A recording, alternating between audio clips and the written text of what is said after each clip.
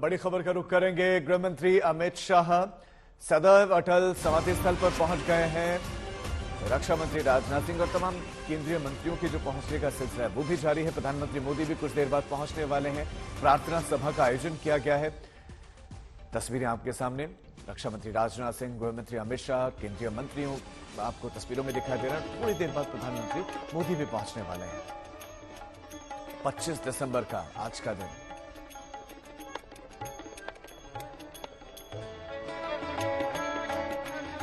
अनूप जलोटा आपको तस्वीरों में दिख रहे हैं जो एक राधिका के संग राजे शाम शाम शाम बोलो राम राम राम बोलो शाम शाम शाम।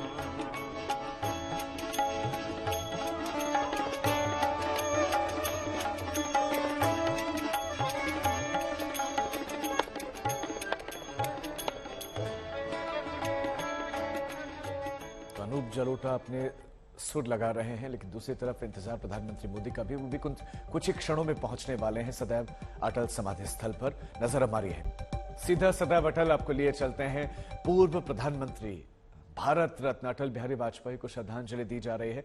प्रधानमंत्री मोदी भी पहुंच गए हैं। गृहमंत्री अमित शाह, रक्षा मंत्री राजनाथ सिंह, स्पीकर ओम बिरला को आप देख सकते हैं कि वो वहां पर खड़े हैं। पीएम मोदी अब जो है गाड़ी से बाहर उतरेंगे तो तस्वीरें आपके सामने हैं सदैव अटल की। 25 दिसंबर का ये दिन यूं तो दुनिया भर में खास है, क्रिसमस के लिए, लेकिन भारत में सुशासन दिवस के तौर पर मनाया जाता है।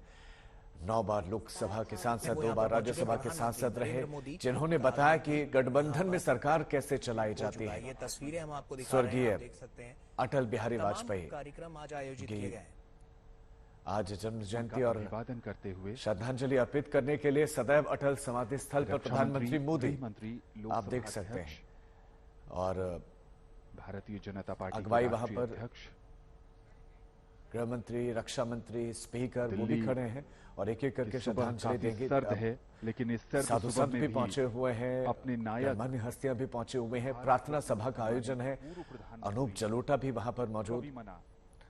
अटल जी को पुष्पांजलि अर्पित करने के लिए उनके प्रशंसक, उन्हें गुरु मानने वाले लोग और उनसे प्रेरणा लेकर अपने अपने जीवन में आगे बढ़कर मंजिलों को चूमने वाले अलग अलग क्षेत्र के लोग भी इस समय सदैव अटल पर मौजूद हैं। ये समाधि एक कवि, मानवतावादी राजनेता और एक महान नेता के रूप में उनके व्यक्तित्व को दर्शाती है।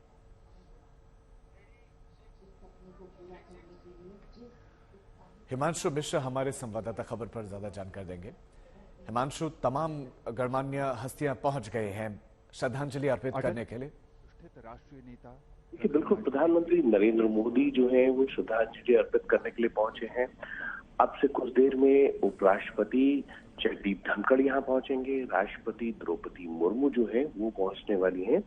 तो एक तरीके से पूर्व प्रधानमंत्री अटल बिहारी वाजपेयी की जन्म दिवस के मौके पर जो है वो पूरी भारतीय जनता पार्टी ही नहीं बल्कि राष्ट्रपति और उपराष्ट्रपति भी उन्हें हर वक्त श्रद्धांजलि देने के लिए पहुंचते हैं। और उनकी समाधि पर इसी तरीके का कार्यक्रम हर वर्ष होता है, चाहे उनके जन्म दिन का अवसर हो या पुण्यतिथि का अवसर।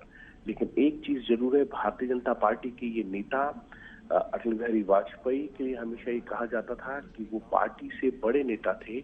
और अटल बिहारी वाजपेयी के जिस तरीके से संबंध, चाहे वो भारतीय जनता पार्टी के नेताओं के साथ हो या देश की अन्य विपक्षी पार्टियां, उनके साथ भी उनके संबंध बहुत ही मधुर थे।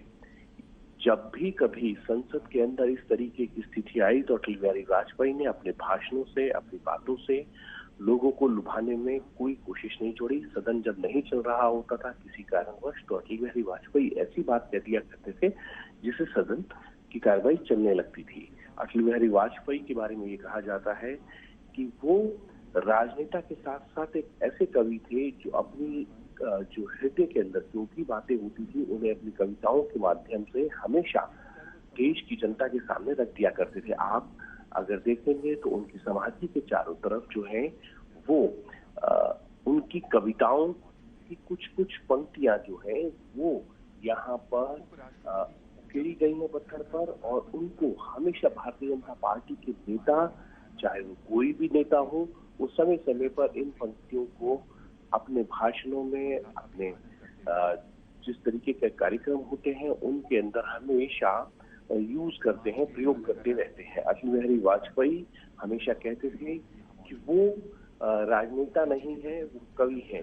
वो राजनेता नहीं बनना चाहते थे, कवि बनना चाहते थे, लेकिन जो है वो मजबूरी में उन्हें जो है राजनीति बार बार खींच कर लेके आ जाती है। ये बात उन्होंने संसद में 1996 के अंदर कही थी, जब 13 दिन की सरकार के बहुमत के लिए अटल बिहारी वाजपेयी जो है वो भाषण दे रहे थे समर्थन के लिए, लेकिन वो ये जानते थे कि उनके पास समर्थन नहीं है, बहुमत का आंकड़ा नहीं होगा। उस वक्त उन्होंने ये कहा था कि देखिए, अगर ऐसी राजनीति जो अपवादों से आती हो, ऐसी राजनीति जिसमें उनको कहीं ना कहीं बदनामी आती हो, ऐसी राजनीति के लिए वो चिमटे से भी छूने का जो है चिमटे से भी नहीं छूना चाहेंगे।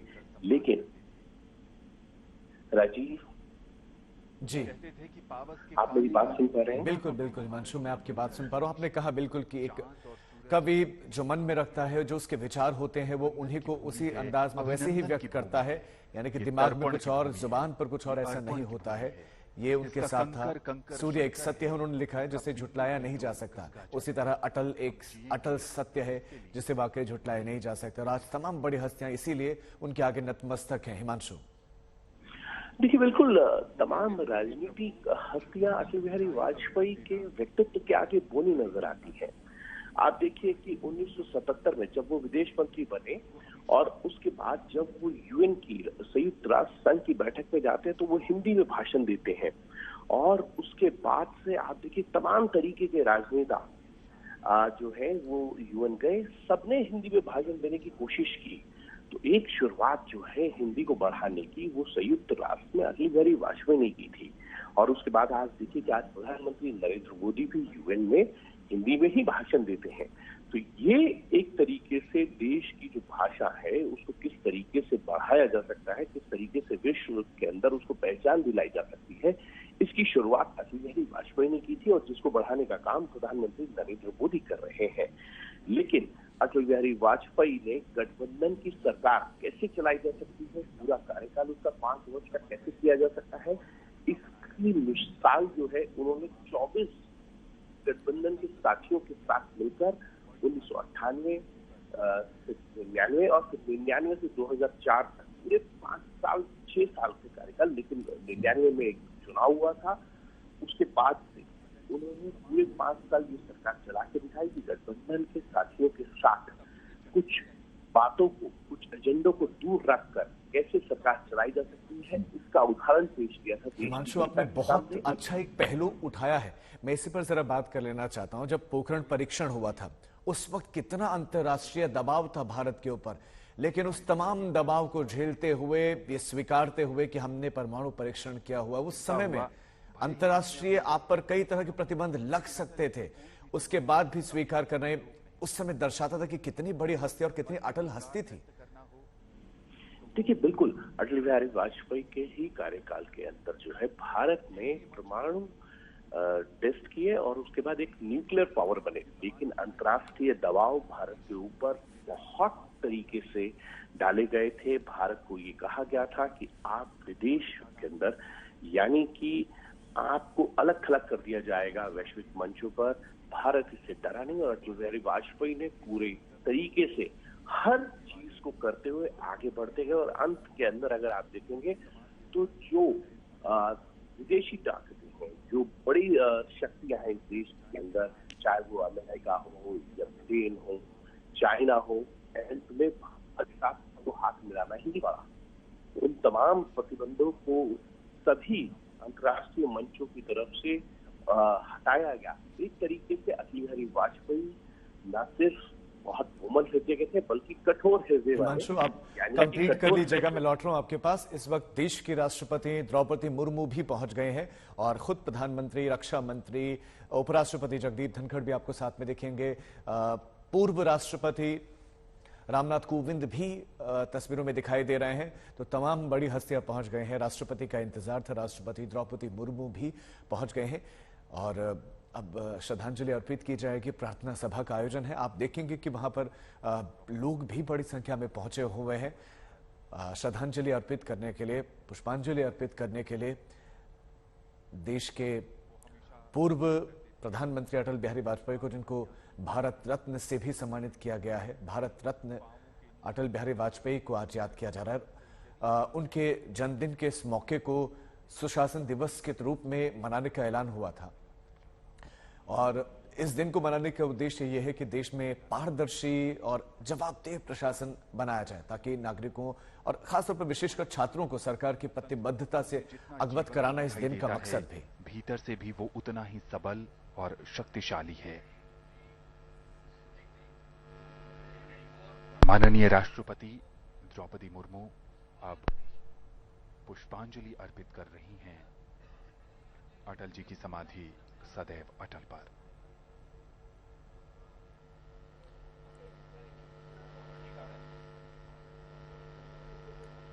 राष्ट्रपति द्रौपदी मुर्मू श्रद्धांजलि अर्पित कर रहे हैं। अटल जी ने अपने नाम की तरह कई क्षेत्रों में अटल रेखाएं खींची जो उनके व्यक्तित्व के विभिन्न आयामों को कड़ी के रूप में जोड़ती थी।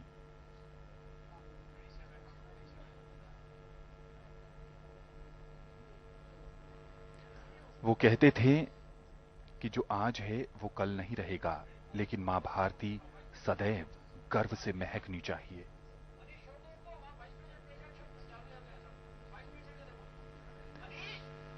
वे प्रखर राजनेता के साथ कुशल प्रशासक और कवि हृदय थे। उपराष्ट्रपति जगदीप धनखड़।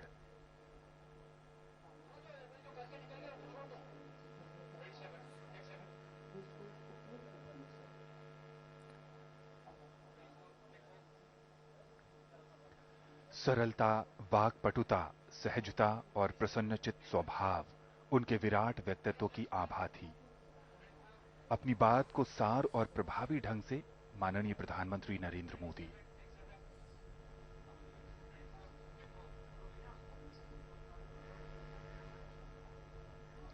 अपनी बात को सार और प्रभावी ढंग से दूसरों तक पहुंचाना उनके मंत्र मुग्ध व्यक्तित्व को चार चांद लगाती थी।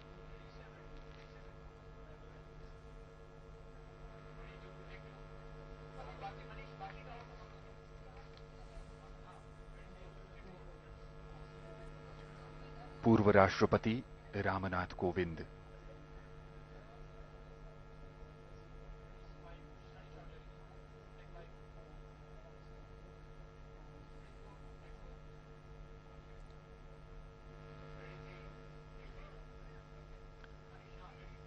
भारतीय जनता पार्टी के राष्ट्रीय अध्यक्ष जगत प्रकाश नड्डा।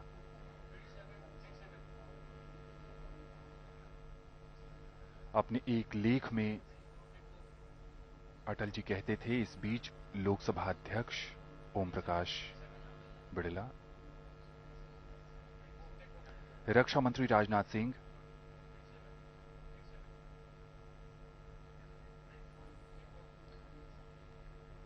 गृह मंत्री अमित शाह अपने एक लेख में वो कहते थे कि भारतीयकरण की परिधि में जीवन का केवल एक अंग नहीं, समग्र जीवन आता है।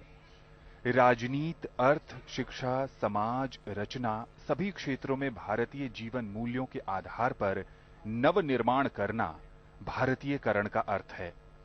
उनकी दत्तक पुत्री नमिता, बहुत ही भावुक क्षण उनके लिए, देश के लिए।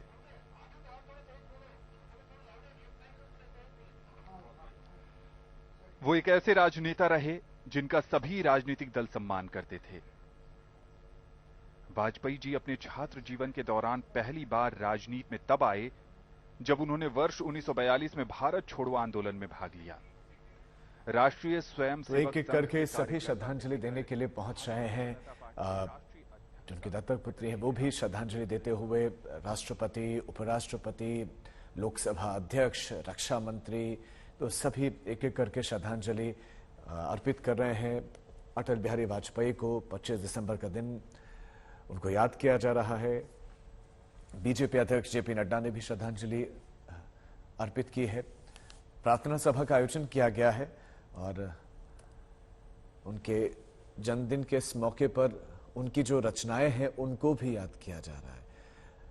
उनकी जो ऐसी रचनाएं, कालजयी उनकी रचनाएं। तो तस्वीरें वित्त मंत्री निर्मला सीतारमण और प्रधानमंत्री नरेंद्र मोदी आप देख सकते हैं कि श्रद्धांजलि अर्पित करते हुए